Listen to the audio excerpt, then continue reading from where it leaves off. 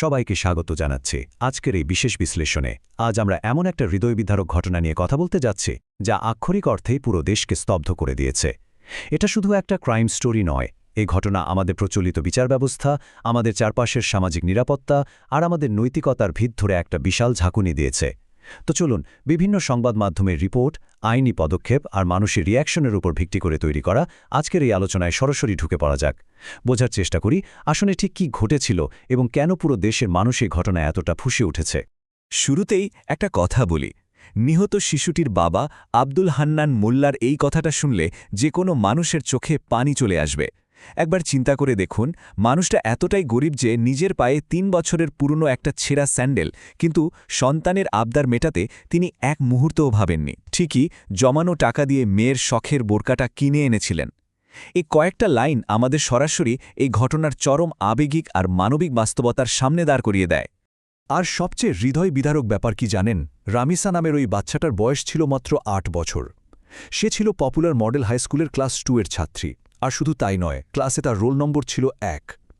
মেধা আর সম্ভাবনায় ভরপুর একটা জীবন। ওর জেতা স্কুলের ট্রফিগুলো আজ শুধু স্মৃতি হয়ে আছে। এই ব্যাপারটা বারবার মনে করিয়ে দেয় যে কতটা নিষ্পাপ আর সম্ভাবনাময় একটা জীবন একদম অকালে কতটা নির্মমভাবে ঝরে গেছে। ১ নম্বর সেকশন, রামিসার ট্র্যাজেডি। চলুন দেখি ১৯ মের সেই অভিশপ্ত সকালে ঢাকার পল্লবীতে আসলে কি ঘটেছিল। একটু ভেবে দেখুন তো, প্রতিদিনের মতোই একটা খুব স্বাভাবিক সকাল। রামিসা স্কুলের ইউনিফর্ম পরে তৈরি হচ্ছিল, আর ঠিক সেই সময়টাতেই তাদের একদম সামনের ফ্ল্যাটের প্রতিবেশীরা খুব কৌশলে তাকে ভেতরে ডেকে নেয়। এরপর সকাল 10:30টার দিকে রামিসার মা মেয়েকে খুঁজতে গিয়ে দেখেন ওই ফ্ল্যাটের তালাবন্ধ দরজার বাইরে মেয়ের একটা জুতো পড়ে আছে। সন্দেহটা তখনই তীব্র হয়। এরপর এলাকার মানুষজন মিলে যখন দরজা ভেঙে ভেতরে ঢোকে, তারপর যা আবিষ্কৃত হয় সেটা আসলে ভাষায় প্রকাশ করার মতো নয়। ফরেন্সিক রিপোর্ট আর পুলিশের তথ্যগুলো শুনলে শিউরে উঠতে হয়। এখানে কোনো অতিরঞ্জন নেই, আছে শুধু ভয়ঙ্কর নির্মম সত্য। যৌন নিপীড়নের ব্যাপারটা যাতে কেউ কোনোভাবেই ধরতে না পারে, সেই প্রমাণ পুরোপুরি গায়েব করার জন্য অপরাধীরা একদম ঠান্ডা মাথায় বাচ্চাটিকে খুন করে। আর লাশ গুম করার সুবিধার্থে তারা শরীর থেকে মাথা আর হাত বিচ্ছিন্ন করে ফেলে। এরপর সেগুলো ফ্ল্যাটের বাথরুম আর খাটের নিচে লুকিয়ে রাখে। এটা অপরাধীদের চরম বিকৃত মানসিকতার একটা খুব স্পষ্ট প্রমাণ। ২ নম্বর পয়েন্ট, দ্রুত গ্রেফতার এবং স্বীকারোক্তি। এত বড় আর ভয়ানক একটা ঘটনার পর আইনশৃঙ্খলা রক্ষাকারী বাহিনী ঠিক কিভাবে কাজ করেছে, চলুন সেটা একটু ধাপে ধাপে দেখে নেই। পুলিশের অভিযানের এই টাইমলাইনটা বেশ ইন্টারেস্টিং। সকাল 10টায় যখন স্থানীয়রা ওই দরজাটা ভাঙার চেষ্টা করছিল, ঠিক সেই সুযোগে মূল সন্দেহভাজন সোহেল রানা পেছনের লোহার গ্রিল কেটে পালিয়ে যেতে সক্ষম হয়। তবে পুলিশ দ্রুত সেখানে পৌঁছে তার স্ত্রী স্বপ্না খাতুনকে গ্রেফতার করে ফেলে। এরপর আধুনিক টেকনোলজির সাহায্যে মাত্র ২৪ ঘণ্টার মধ্যেই নারায়ণগঞ্জের ফতুল্লা থেকে সোহেল রানাকে গ্রেফতার করা হয়, যখন সে একটা দোকান থেকে বিকাশের মাধ্যমে টাকা তোলার চেষ্টা করছিল। আর এই ঘটনার ব্যাকগ্রাউন্ড শুনলে আপনি আরও অবাক হবেন। আদালতে ১৬৪ ধারায় দেয়া জবানবন্দিতে সোহেল রানা স্বীকার করে যে ইয়াবার মতো ভয়ঙ্কর মাদকের নেশায় সে এই জঘন্য কাজ করেছে। শুধু তাই নয়, পুলিশের রেকর্ড ঘাঁটলে দেখা যায় সে কোনো সাধারণ ছিচকে অপরাধী নয়। এর আগে নাটোরে তার বিরুদ্ধে সন্ত্রাস বিরোধী আইনেও একটা মামলা ছিল। এই বিষয়টা আমাদের সমাজের মাদক সমস্যা আর অপরাধীদের অতীত রেকর্ড নিয়ে অনেক বড় একটা প্রশ্নচিহ্ন তুলে দেয়। ৩ নম্বর পয়েন্ট, সরকারের দ্রুত বিচারের প্রতিশ্রুতি। এমন একটা চাঞ্চল্যকর ঘটনায় রাষ্ট্রযন্ত্র ঠিক কীভাবে রিয়্যাক্ট করছে সেটাই এখন আমরা দেখব। সরকার এই মামলাটাকে কতটা সিরিয়াসলি নিয়েছে তার প্রমাণ কিন্তু আমরা আইনি পদক্ষেপগুলোতেই দেখতে পাচ্ছি।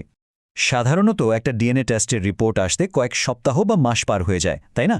কিন্তু এখানে সরকার ৭২ ঘণ্টার মধ্যে সেই রিপোর্ট হাতে পাওয়ার উদ্যোগ নেয়।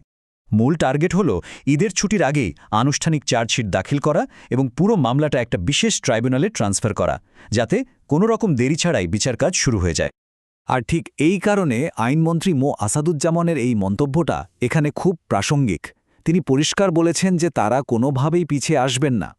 এই কথাটা প্রমাণ করে যে সরকার সাধারণ মানুষের ক্ষোভ আর জবাবদিহিতার দাবির ব্যাপারটা খুব ভালোভাবে ফিল করতে পারছে। রাষ্ট্র বুঝতে পারছে যে সারা দেশের মানুষ এই বিচারের দিকে তীক্ষ্ণ নজর রাখছে, আর এখানে কোনো গাফিলতির সুযোগ একদমই নেই। এখন আপনাদের মনে একটা প্রশ্ন আসতে পারে, আমাদের দেশের আইনি কাঠামোতে কি আসলেই এত দ্রুত বিচার করা পসিবল? ইতিহাস কিন্তু বলছে হ্যাঁ, পসিবল। ১৯৪৮ সালের মুলুকচাঁদ মামলার কথা ধরুন, সেখানে মাত্র একদিনে বিচার শেষ হয়েছিল। আবার খুব কাছের অতীতের কথা যদি বলি, মাগুরার আসিয়া হত্যা মামলায় চার্জশিট জমার পর ১ মাসের মধ্যে কিন্তু বিচার শেষ হয়ে যায়। তার মানে প্রচলিত ব্যবস্থার ভেতরে থেকেই দ্রুত বিচার নিশ্চিত করাটা লিগালি পসিবল। 4 নম্বর সেকশন, এক বাবার হৃদয় ভাঙা আর্তনাদ। পুলিশি তৎপরতা আর আইনি কাঠামোর এই শুষ্ক আলোচনা থেকে চলুন আমরা একটু সেই পরিবারটির কাছে ফিরে যাই। বাবার এই কথাগুলো একটু গভীরভাবে চিন্তা করে দেখুন। রাষ্ট্র যতই দ্রুত বিচারের আশ্বাস দিক, একজন বাবা যখন বলেন, আপনারা বিচার করতে পারবেন না, আমার মেয়ে তো আর ফিরে আসবে না, এই কথাটা আমাদের বিচার ব্যবস্থার প্রতি সাধারণ মানুষের কতটা গভীর সংশয় সেটাই তুলে ধরে। আইনি ব্যবস্থার সীমাবদ্ধতার সামনে একজন ভুক্তভোগী আসলে ঠিক কতটা অসহায়, এই একটা উক্তি যেন তার সবচেয়ে বাস্তব আর করুণ চিত্র। 5 নম্বর পয়েন্ট, জনগণের ক্ষোভ এবং দাবি। একটা মাত্র শিশুর মৃত্যু কিভাবে পুরো একটা দেশের মানুষের সম্মিলিত ক্ষোভে রূপ নিল, এবার সেটা নিয়ে একটু কথা বলা যাক।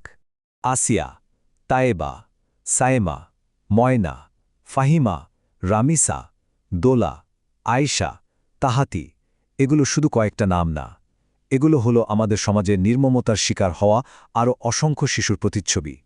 এই নামগুলোর দিকে তাকালেই বোঝা যায় মানুষ কেন রামিসার ঘটনাটাকে একটা বিচ্ছিন্ন অপরাধ হিসাবে মানতে নারাজ।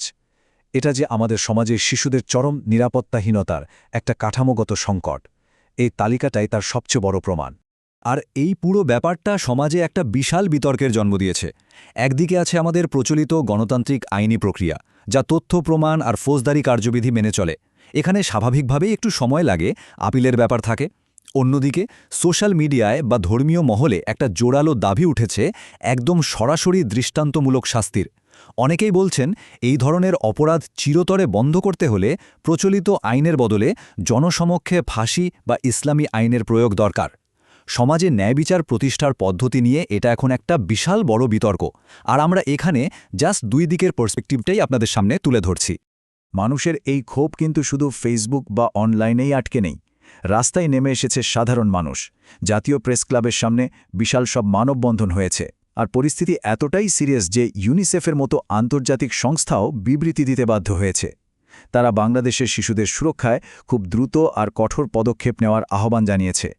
মানে বুঝতেই পারছেন, এই ঘটনাটা এখন আর শুধু আমাদের দেশের ভেতরের কোনো বিষয় নেই, এটা আক্ষরিক অর্থেই একটা আন্তর্জাতিক মানবাধিকারের ইস্যুতে পরিণত হয়েছে।